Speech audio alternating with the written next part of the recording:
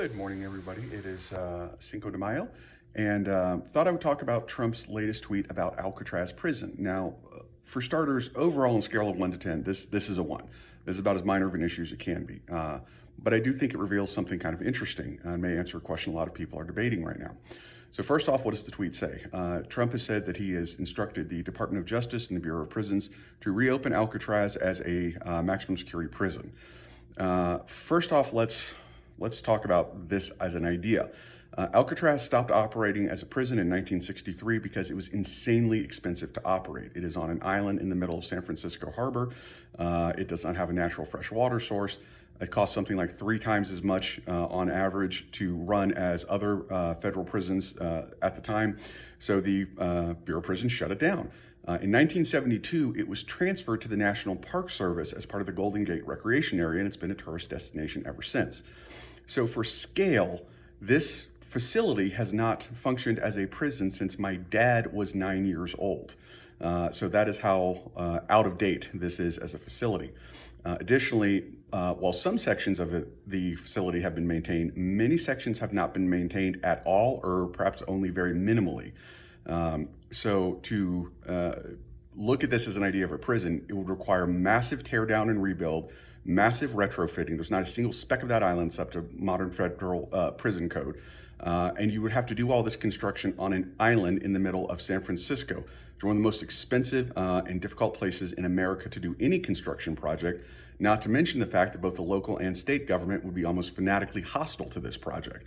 So you're talking billions and billions of dollars to refurb this into a modern prison as opposed to, I don't know, building a new one in Texas or Florida or somewhere like that. But the other thing that's really interesting about this is that according to Trump's tweet, he sent the instructions to the Department of Justice and Bureau of Prisons, which is really interesting considering it is the National Park Service who administers Alcatraz and who currently owns it.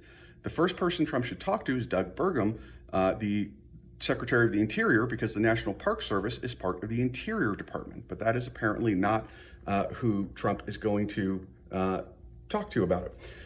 Also, Alcatraz prison has been added to the National Register of Historic Places, which means that any effort to demolish parts of it or rebuild parts of it is going to run into enormous levels of litigation without even considering the fact that it is on an island in deep blue, deep democratic San Francisco, in deep blue, deep democratic California.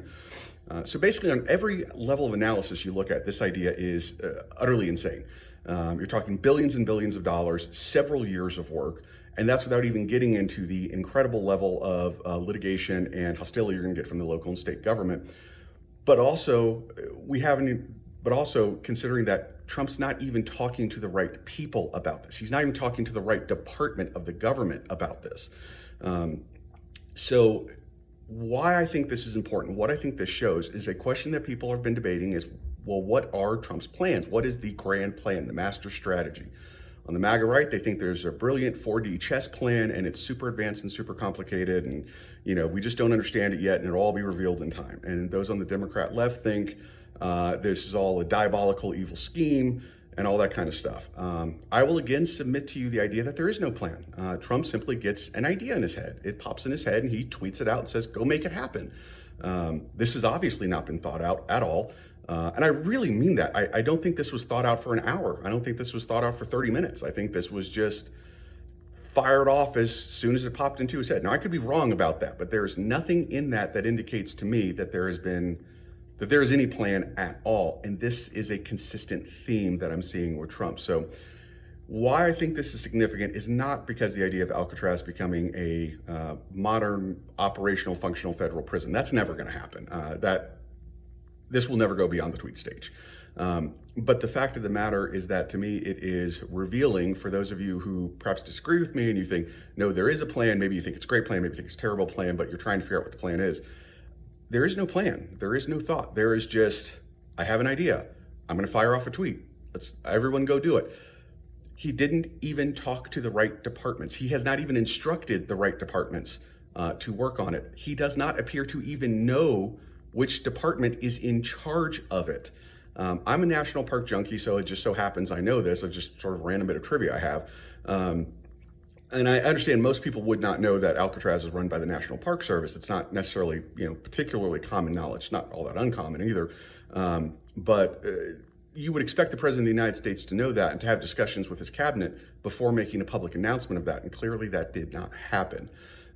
So to me, the significance of this is that this goes to the question, is there a strategy? And I would submit this to you as evidence that there is in fact no strategy, there is no plan.